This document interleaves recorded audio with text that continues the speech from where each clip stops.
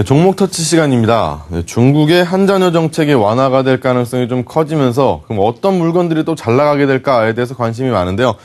역시 이 애기들이 먹고 입는 것일 텐데요. 매일 유업에 대한 삼성증권의 리포트가 나왔습니다.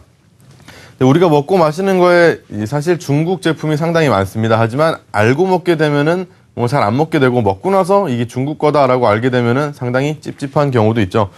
중국에서는 뭐 계란도 만든다고 합니다.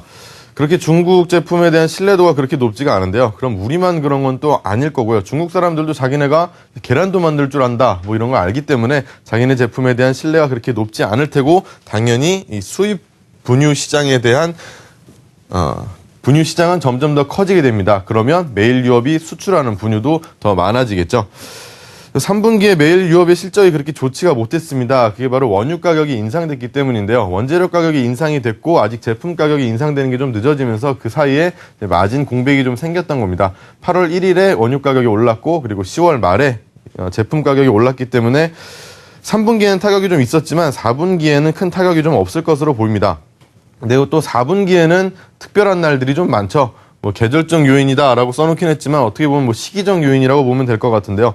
얼마 전에 막대과자 데이도 있었고요. 그리고 수능도 또 얼마 전에 봤죠.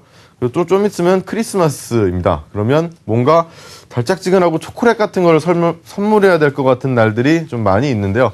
매일 유업에서 나온 건 아니지만 이렇게 직수입해서 파는 초콜릿이 있습니다. 이렇게 동그랗고 아몬드 같은 거 박혀 있어가지고 페레로 뭐 하는 초콜릿이 있는데요. 그 초콜릿도 상당히 인기가 많고 또 마진도 굉장히 좋기 때문에 4분기에 대한 이 매일 유업의 기대 이래저래 큰 것 같습니다. 삼성증권에서 리포트 나왔고요. 목표가 51,000원으로 상향 조정됐습니다. 다음 대상입니다. 키움증권에서 리포트가 나왔는데요. 좀 전에 원재료 가격이 올라가면 제품 가격이 올라간다라는 말씀드렸지만 그렇다고 원재료 가격 떨어졌다고 제품 가격 내리는 기업들 잘 없죠. 그래서 원재료 가격이 떨어지면 영업이익은 자연히 좋아지게 됩니다. 그런데 요즘 미국에서는 이 옥수수가 풍년이라고 하는데요. 이 영향을 대상에서 어떻게 받는지 보겠습니다. 3분기에 부진하긴 했지만 4분기에는 이 옥수수 가격이 안정됐기 때문에 괜찮을 것이다 라고 이야기를 하는데요. 그래프를 통해서 이 옥수수 가격 한번 살펴보겠습니다. 네, 그래프를 잘못 보게 됐는데요. 네, 일단 이 옥수수 가격이 2013년 초 대비해서 현재 40% 수준으로 좀 떨어진 상태입니다. 그렇기 때문에 2012년 중순 대비해서는 또 절반 수준으로 떨어져 있고요.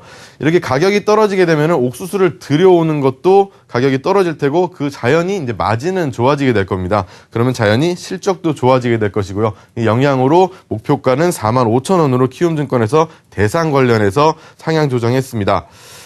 다음은 이제 솔브레인입니다. 계속 켜져 있었는데요. KDB대우증권에서 68,000원의 목표가 유지시켰습니다.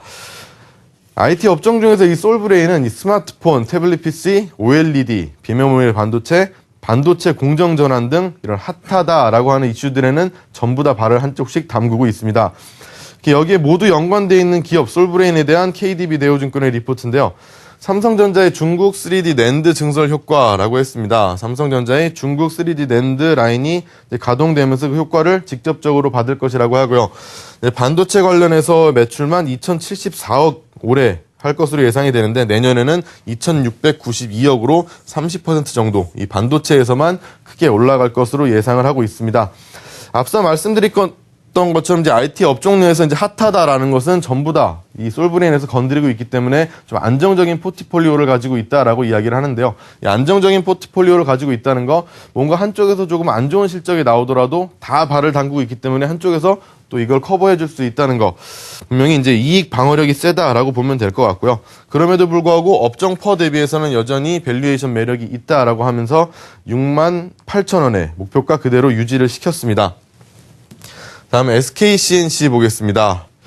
SKCNC에 대한 한국투자증권의 리포트입니다. SKCNC는 SK지주회사 지분을 31.8%나 갖고 있습니다. 그리고 또 대주주는 SKCNC의 지분을 38%나 갖고 있는데요. 실질적으로 봤을 때 SK그룹의 최상위 지배회사라고 볼 수도 있겠습니다. 이런 지주회사격의 회사에 투자를 한다라고 하는 것은 뭔가 이 대주주와 운명을 같이 한다라고 하기에는 대주주가 현재 현직에 없죠. 그렇기 때문에 뭐 이제 이해관계를 같이 한다 정도로 보면 될 것 같은데요. SK CNC가 최근에 이제 중고차 매매업체 엔카, 또 뭐 보안업체 인포색, 흡수합병하는 등 신규 사업을 확장해 가고 있는데요. 신규 사업의 이익, 이 두 회사가 증가가 빠르게 이루어지면서 SK CNC 전체적으로 봤을 때도 새로운 성장 모멘텀이 형성되고 있다라고 합니다. SK 합병 가능성에 대해서 이야기가 나오긴 했지만 이제 SK와 합병이 된다면 SK 주주들은 또 반발을 하겠죠. 근데 이런 반발이 있을 가능성이 있는데 대주주는 현직에 없는 상태고 그런 반발 가능성을 이야기를 했을 때 합병 가능성은 좀 낮다라고 지적을 했습니다. 한국투자증권에서 목표가를 상향 조정을 했고요. 16만 원의 그 목표가 설정, 바이로 투자 의견 그대로 유지했습니다. 네, 지금까지 종목 터치 시간이었습니다.